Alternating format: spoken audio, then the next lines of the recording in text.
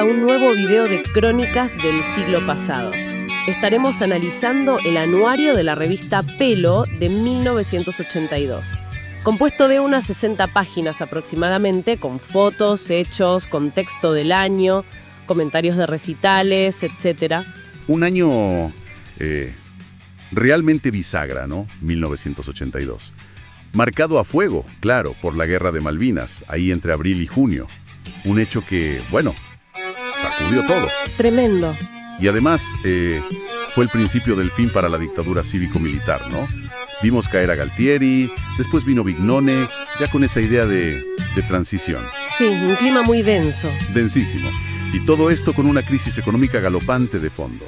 Inflación por las nubes, la deuda externa. Un panorama complicado. Y lo social también, imagino. Claro, por un lado mucho descontento. Fíjate la marcha de la CGT en marzo que la reprimieron fuerte. Pero al toque, con Malvinas, vino ese fervor patriótico inicial. Que duró poco. Que duró poco, sí. Después se transformó en desilusión, en dolor con la derrota. Ese es el telón de fondo, bastante oscuro, la verdad, en el que el rock argentino, vivió y se expresó ese año. Y este anuario de Pelo lo documenta bárbaro. Es que llama la atención, ¿no? El editorial principal, Vida, Horror y Poder, arranca justo con esa contradicción. Dice que el mayor ascenso del rock argentino, un periodo exitoso que el movimiento no conocía, se dio justo en uno de los momentos más terribles del país. El fuego, la metralla y el dolor, dice. Tal cual. Es fuerte pensar al rock como casi la única alternativa de vida positiva conectada con el arte en ese contexto. Exactamente. Es fascinante cómo, según Pelo, la escena no solo aguantó, sino que creció, ganó una visibilidad impresionante, justo cuando todo parecía más cerrado. ¿Y qué logros destaca Pelo concretamente? Bueno, número varios, ¿eh? Mira, acceso masivo a medios, algo que poco antes era impensado. Coparon canales de difusión. El Festival Solidaridad, que lo califican como la mayor concentración artística pública en 10 años. Importantísimo eso. Y el acceso a la televisión, un hito. El BEA Rock, otro evento clave, masivo, además un aumento grande en la producción de LPs, con récords de ventas. Se consolidó el circuito de pubs de Café Concerts. Que fue fundamental para muchas bandas nuevas. Totalmente. Y eso, la apertura de espacios para músicos nuevos. O sea, no era solo música sonando, era como un frente cultural que avanzaba. Pero ojo que el editorial no es solo festejo. Mete una advertencia seria, ¿no? Sí. Advierte sobre los peligros de ese crecimiento tan rápido. Habla del riesgo de la manipulación y la deformación. Y marca una tensión que parece clave en todo el análisis de Pelo. La tensión entre el arte, la búsqueda de algo válido y verdadero, y las presiones, del poder, de la guita. Menciona la voracidad o la falta de ética de algunos. Es casi un llamado a mirarse para adentro, ¿no? Totalmente. Una reflexión ética que pedían. Y es interesante el papel que le dan al público ahí. Dicen que la gente, con sus aceptaciones y rechazos, tiene el poder de marcar el rumbo, de cuidar que el rock no pierda esa esencia de libertad, independencia y creación. Mira vos, una responsabilidad compartida, digamos. Exacto. Un llamado a la conciencia colectiva de los músicos y de los que escuchaban para cuidar la integridad del movimiento justo cuando empezaba a asomar ese éxito más masivo. Una tensión que, quizás hoy sigue sonando, ¿no? Y si nos metemos ya en la música, en lo que pasaba con las bandas y los artistas, el anuario muestra un 82 de mucho movimiento, cambios, separaciones. Sí, una escena súper dinámica, en plena ebullición, a veces medio inestable también. Vimos bandas clave que se rearmaban. ¿Por ejemplo? Por ejemplo, lo de Porchetto. Se le fue casi toda la banda. Iturri, Toth, Guyot, y entraron otros como Campins, Gringui Herrera, Marrone. Eso ya te sugería que algo iba a cambiar en el sonido. Claro. Sass, por otro lado, sumó a Pablo Guyot, que venía justamente de Porchetto. Se consolidaban en pleno ascenso. Hubo otros cambios también, ¿no? Sí. Anaí Greco entró como bajista en Montesano, Diego Rapoport se fue de Spinetta Jade. Movimientos importantes, e incluso afuera. Bandas como Kiss, Los Pretenders, también con cambios. Era un momento de transición generalizado, me parece. Y también hubo reencuentros. Acá, sin duda, lo más fuerte fue la vuelta de Sui Generis para ese show en Montevideo. Charly y Nito juntos de nuevo después de... 6 años. Histórico. Muy esperado por la gente. Y afuera, Genesis también tuvo un evento especial juntando a Peter Gabriel y Steve Hackett. Momentos fuertes para los fans. ¿Y a quiénes veía Pelo como los que subían y los que bajaban ese año? Bueno, destacan mucho a Sass, que venía pisando fuerte. A Alejandro Lerner también lo describen como músico polifuncional, letras punzantes, irónicas. Sacaba su primer disco solista, con La Magia. Que pegó mucho. Muchísimo. Y Orions, con el disco Volando Alto y ese tema Hasta que salga el sol, que se cantaba en todos lados, lograron un impacto enorme, se posicionaron muy bien. Y por el contrario, la revista fue bastante crítica con algunos grandes de afuera, ¿no? Sí, no tuvieron filtro.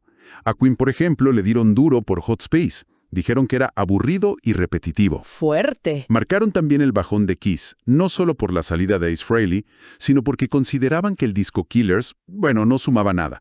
Y señalaron el declive de Blondie después del fracaso de The Hunter y con los miembros ya pensando en sus cosas solistas. Refleja cómo se veían esos cambios desde acá, ¿no? Sí, la perspectiva local. Y cierra esa parte con un dato que pinta la época. La encuesta a músicos sobre el disco del año. Mira qué mezcla.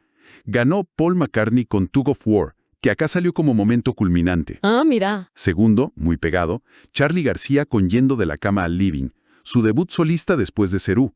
Y tercero, Rush con Signals.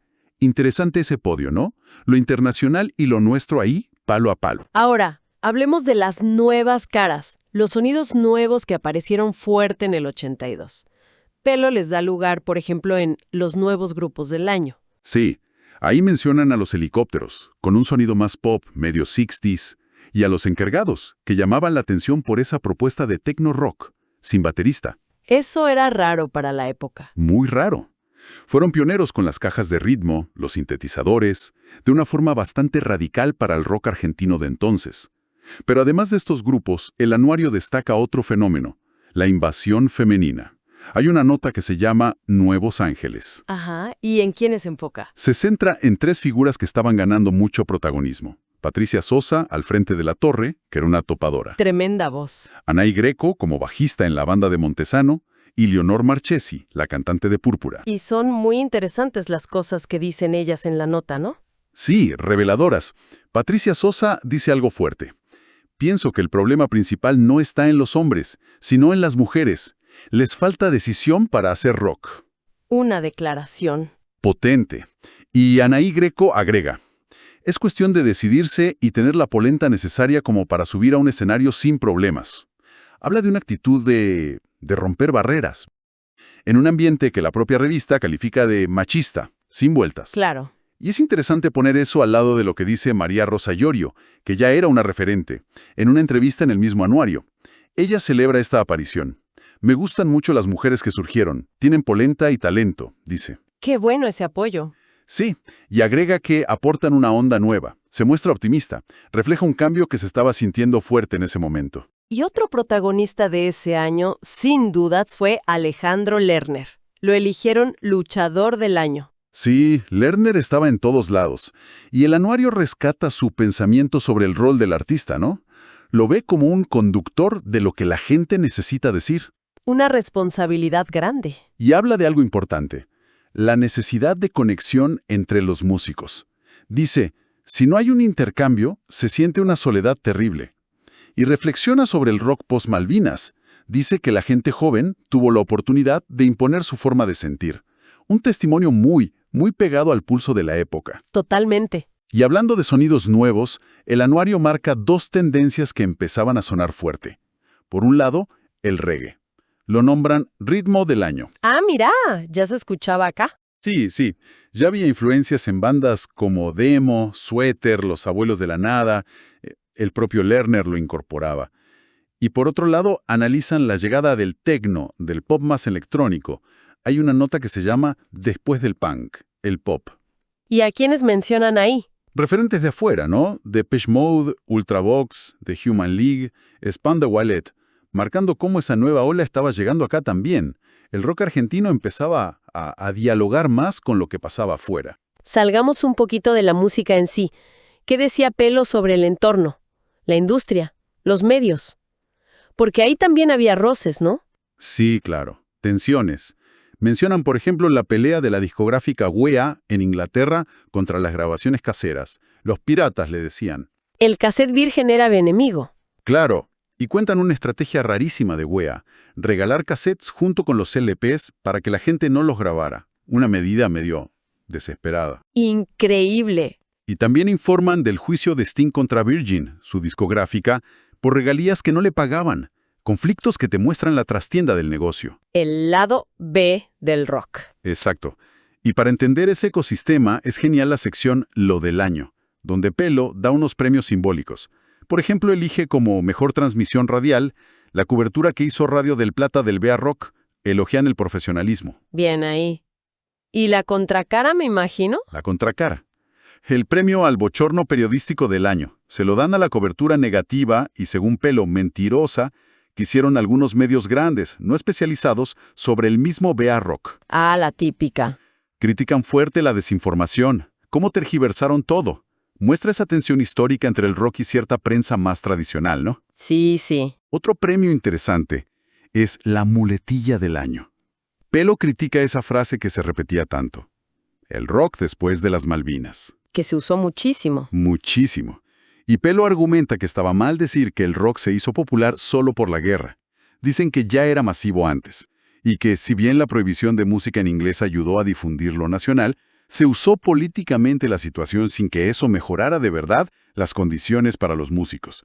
Una mirada muy crítica a cómo se leyó todo en ese momento. Muy agudo el análisis. Sí. Y fíjate qué curioso.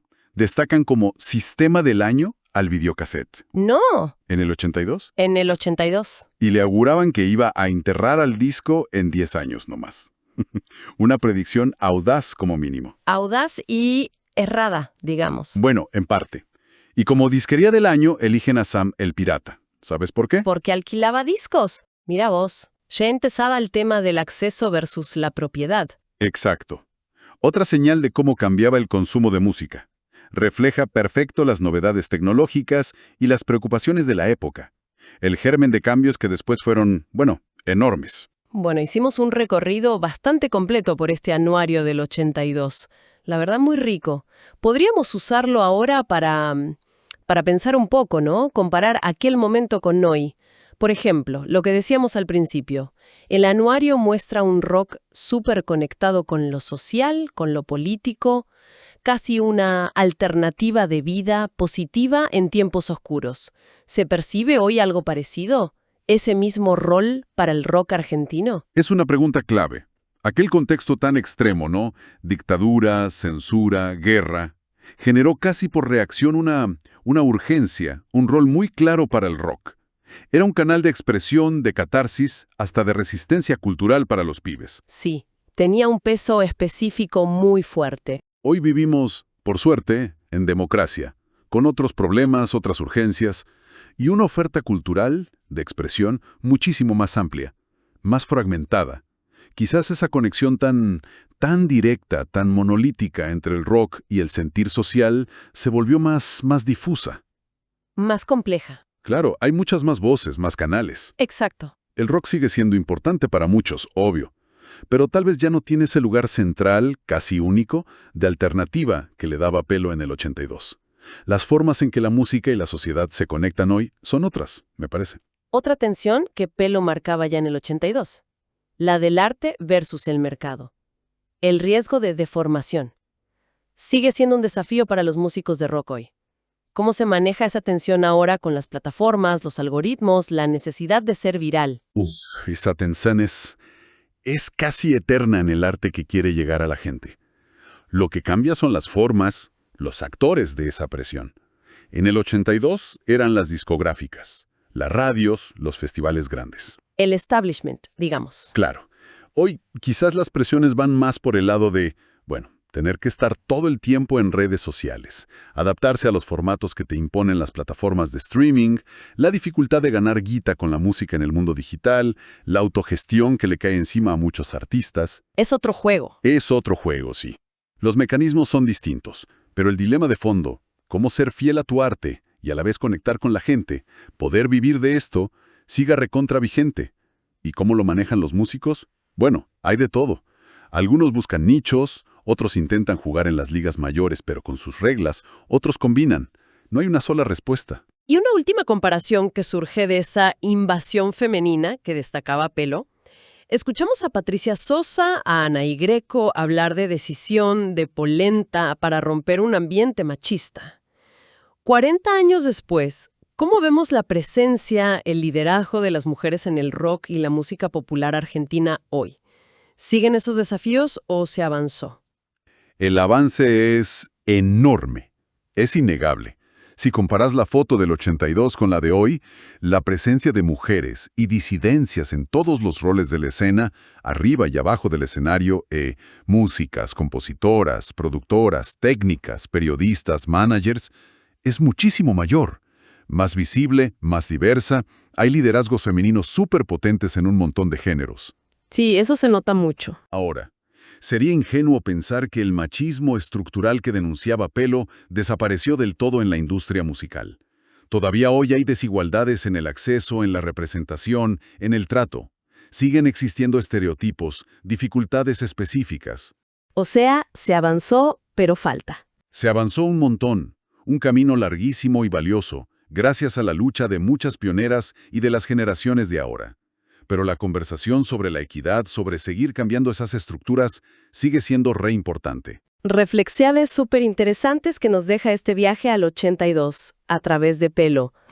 Esto es todo por ahora. Nos encontraremos analizando en otro análisis Crónicas del siglo pasado, siempre presentadas por el sitio web Mágicas Ruinas, mágicasruinas.ar, sitio evocativo dedicado a dar a conocer estos archivos desde el año 2003. Quizás, al repasar este anuario del 82, lo más llamativo no es solo qué nombres o qué sonidos quedaron atrás, sino cómo ciertas tensiones de fondo, esa pulseada entre el arte genuino y el mercado, el diálogo permanente entre el rock y su tiempo social y político, la cosa esa entre renovarse y la nostalgia, parecen repetirse, ¿no?